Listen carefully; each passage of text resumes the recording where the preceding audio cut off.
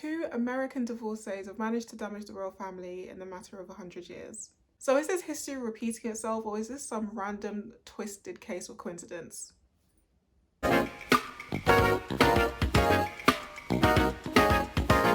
Okay, hey everyone, welcome back. Thank you for clicking on this video. If you're new here, hello, my name is Joanne. If you enjoy any parts of this video, make sure to leave a like, and if you want to stick around and find out some more, then click subscribe. I'm sure you've all seen or at least heard of that bombshell interview that Meghan Markle and Prince Harry gave to Oprah Winfrey in the last week, couple days or so. No, it'll be a week by the time I upload this video. And it's kind of funny, the timing of my previous video that I did, I actually recorded it a while before I found out about this Oprah Winfrey interview coming out. So I have to say I'm quite pleased with myself, if I say so. So make sure to watch my previous two videos. Funny enough, they've been somewhat about British monarchy. And this is my third video, so there we go. But yeah, I sat down to watch the interview and yeah, it was juicy, like. But there was a part of the interview where I was just thinking to myself, this is a bit weird. Like, the sequence of all this happening is just kind of eerie to me. Now, I do have an unfortunate fascination with the British royal family. I'm almost ashamed to say. So I do know a bit of their history and like how things kind of repeat themselves, or there's some sort of like weird parallels. As I was thinking, I was able to look back at as far as I know, the only time a senior royal has given an interview of this nature, which was about 50 years ago, funny enough, around this time of the year. That was between the Duke and Duchess of Windsor, which you may know as the former King Edward VIII and Wallis Simpson. So just a quick history rundown for those who may not know.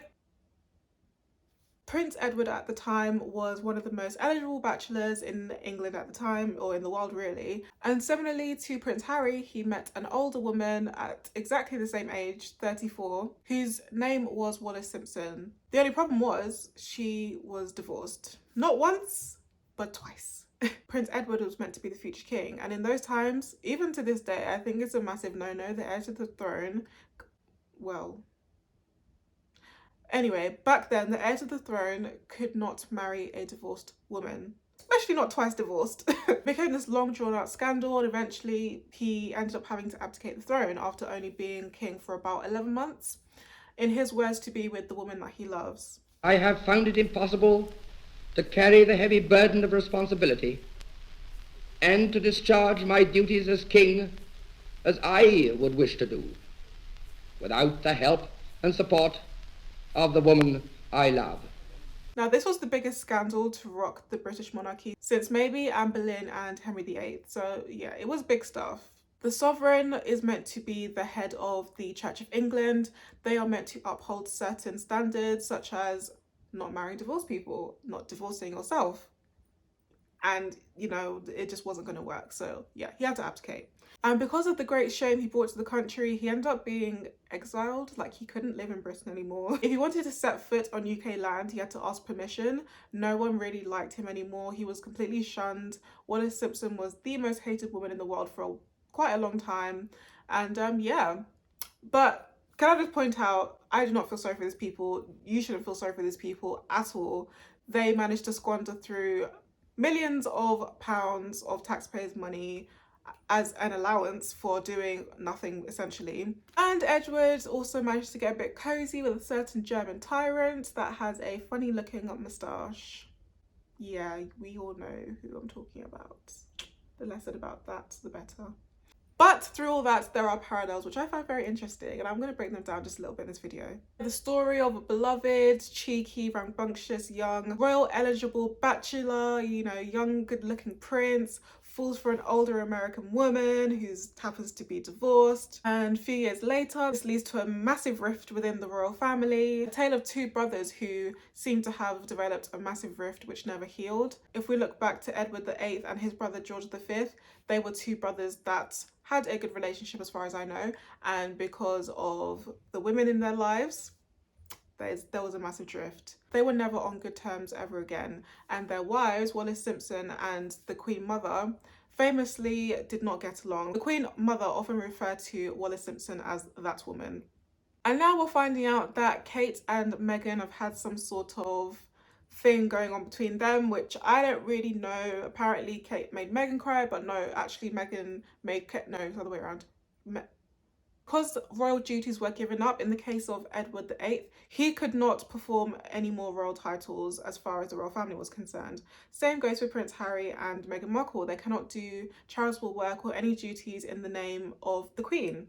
Harry's had to have his military titles relinquished. Edward VIII had to have his titles relinquished. They were just left with Duke of Windsor, Duke of Sussex. Both couples ended up moving far away. In the case of Meghan Markle and Prince Harry, they moved to Canada first and then later to California. Although Edward VIII and Wallis Simpson didn't really have a choice. But after this interview, I think it's safe to say that Meghan Markle and Prince Harry aren't going to be coming back for a long time. What's also interesting is that both Wallis Simpson and Edward VIII had their own published memoirs. I think Edward VIII was the first royal in history to publish his own memoirs. The King's Story, released in 1951, and then later Wallis Simpson released her own called The Heart Has Its Reasons, I believe released in 1955. And then in 1970, March 1970, they released their interview, which was a massive shock to the British public as they spoke candidly about their experience in the royal family and how they've lived their lives pretty much in exile. But the difference is they were very much still respectful. They didn't spill any tea per se about their family. They kept it very, cute for the cameras. And yeah, 50 years later, something similar is going on, no? Meghan and Harry released their own biography shortly after leaving the royal family and moving to the United States. And in their time being exiled, they basically became local celebrities. That's pretty much all they had going for them. They couldn't carry out royal duties. I think the only job he had was to be like an ambassador in the Bahamas. They pretty much relied on the charity of famous friends and doing interviews to get by. Famously, Prince Harry and Meghan Markle were put up by Tyler Perry and have now gotten many deals, apparently with Spotify and Netflix, getting them enough money, to sustain their lifestyle. So what Wallis and Meghan also have in common is that they have received a lot of hate, particularly in the media. Now, what I thought that was really interesting is that Wallis Simpson's ex-husband, who was actually pretty sympathetic towards her, said to her after she was getting so much abuse in the media. He told her, "Whether you like it or not, the world is discovering you." "Discovering me?" she exclaimed. "You mean destroying me?" "Wallis, you had better learn to live with these things, because from here on, you must expect more rather than less. It's not just that you become a celebrity through the action of a king, or a prince.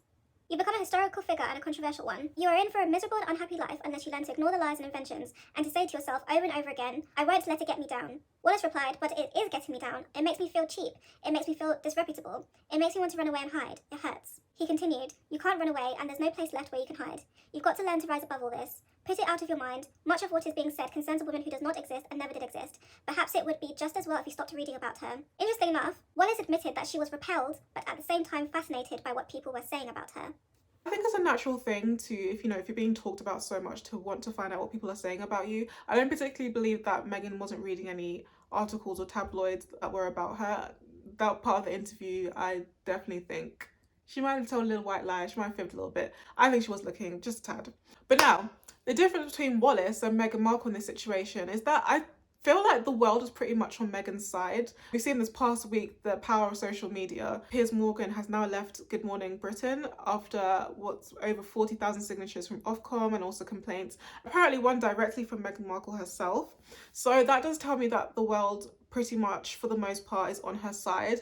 Another thing that makes it different between these two women is that in this day and age, what's affecting Meghan Markle is social media and race. With Wallis Simpson, I think it was a lot of things that Meghan's going through, but she did not have those two factors. Wallis and Edward weren't able to perform their royal duties and they were essentially made to live their lives privately, and they never really spoke out publicly against the royal family apart from that one interview. But again, they kept it pretty PG. They didn't really say too much that was a shock. Whereas with Meghan and Harry now, they have said a lot of shocking things, thrown out a lot of allegations and told their side of things. They've told their truth, and right now it's seeming to be very damaging to the royal family.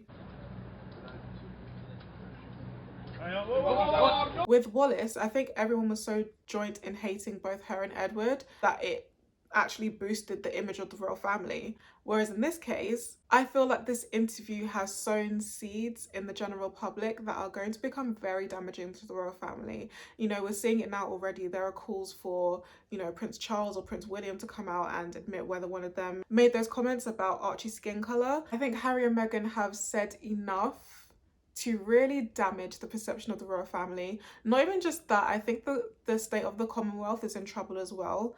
I might do another video on that. I think the whole existence of the Commonwealth, how it's come about, is very interesting. So I might do a future video on that and just break that down. And the seemingly popular untouchable royals are now in trouble.